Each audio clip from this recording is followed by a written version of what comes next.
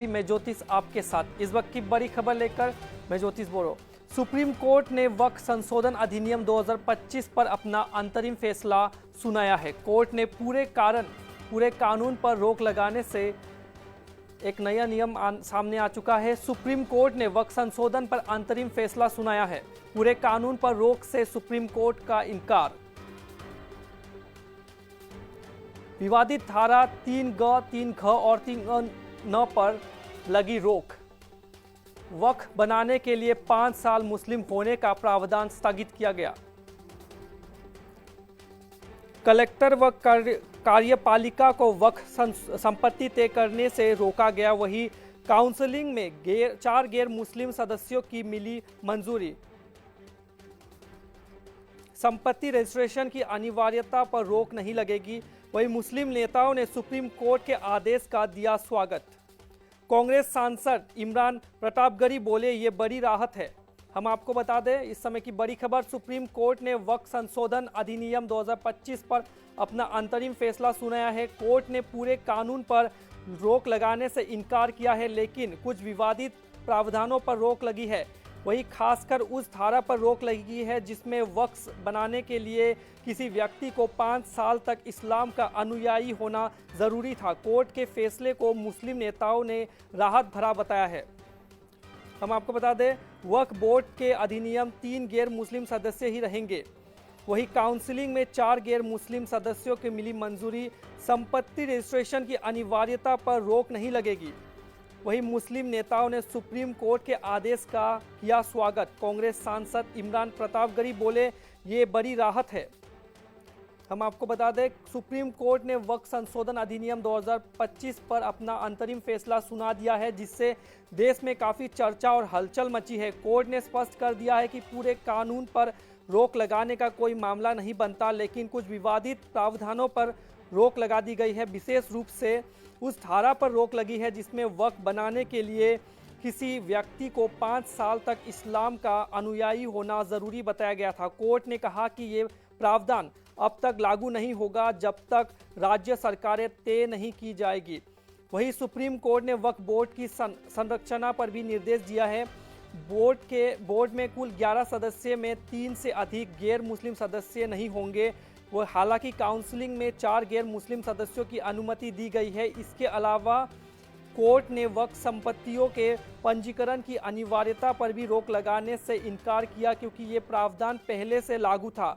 न्यायालय ने यह भी साफ किया है कि कलेक्टर या अन्य कार्यपालिका अधिकारी संपत्ति पर अपने अधिकार का निर्णय नहीं ले सकते जब तक ट्रिब्यूनल और हाई कोर्ट वक्फ संपत्ति पर अंतरिम फैसला नहीं करती, तब तक किसी को संपत्ति से बेदखल नहीं किया जा सकता। इस फैसले को मुस्लिम नेताओं ने राहत भरा बताया है। कांग्रेस सांसद इमरान प्रतापगढ़ी ने कहा है कि फैसला जमीन दान करने वाले लोगों के लिए बड़ी राहत है। उन्होंने कहा, सुप्रीम कोर्ट ने सरकार की मनमानी पर लगाम लगाया है। हमें अब ये सुनिश्चित करना होगा कि लोग अपनी संपत्ति सुरक्षित महसूस करें। लड़ाई जारी रहेगी। वकील अनस तनवीर ने भी कहा है कि कोर्ट ने पहली बार माना है कि प्रावधानों पर रोक लगाने का मामला बनता है। हालांकि पूरे कानून पर रोक नहीं लगी, लेकिन कुछ विवादित धाराओं पर रोक का आदेश मुस्लिम समुदाय के लिए राहत भरा कदम माना जा सकता है। हम आपको बता दें वक्फ सुप्रीम कोर्ट ने वक्फ संशोधन अधिनियम 2025 पर अपना अंतरिम फैसला सुनाया है। कोर्ट ने पूरे कानून पर रोक लगाने से इनकार किया है, लेकिन कुछ विवादित प्रावधानों पर रोक लग गई है। खासकर उस धारा पर रोक लगी है जिसमें वक्फ बनाने के लिए किसी व्यक्ति को 5 साल तक इस्लाम का अनुयायी होना ज़रूरी था। कोर्ट के फैसले को मुस्लिम नेताओं ने भी राहत भरा बताया है। हम आपको बता दें वकील वरुण सिन्हा ने बताया कि केंद्र सरकार द्वारा लाए गए संशोधनों पर कोई रोक नहीं है। अंतरिम आदेश केवल ये सुनिश्चित करता है कि कानून की प्रक्रिया का पालन किए बिना किसी को वक्फ संपत्ति से वंचित नहीं किया जा सकता। वो जो वक्फ पंजीकृत नहीं है उन्हें वक्फ संपत्ति नहीं माना जाएगा। सुप्रीम कोर्ट का ये फैसला विवादित प्रावधानों को फिलहाल रोककर मुस्लिम समुदाय और वक्फ से जुड़ी संपत्तियों की सुरक्षा सुनिश्चित करता है। हम आपको बता दें कि इस फैसले को मुस्लिम नेताओं ने राहत भरा बताया है। कांग्रेस सांसद इमरान प्रतापगढ़ी ने कहा है कि ये फैसला ज़मीन दान करने वाले लोगों के लिए बड़ी राहत है। उन्होंने कहा, सुप्रीम कोर्ट ने सरकार की मनमानी पर लगाम लगाया है। हमें अब ये सुनिश्चित करना है कि लोग अपनी संपत्ति सुरक्षित महसूस करें। लड़ाई जारी रहेगी।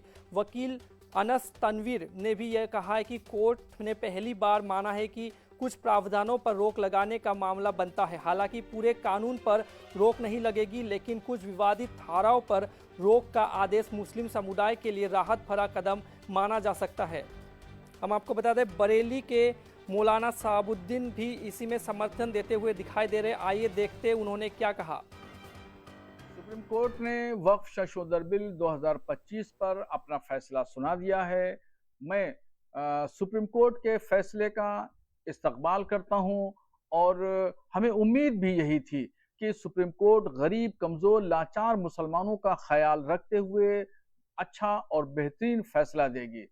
और चूंकि वक्फ की जमीनों पर जो अमीर लोगों का कब्जा है, नाजायज कब्जे कर रखे हैं, वक्फ बोर्ड ने घोटाले कर रखे हैं, तो इसका हिसाब किताब भी होना जरूरी है।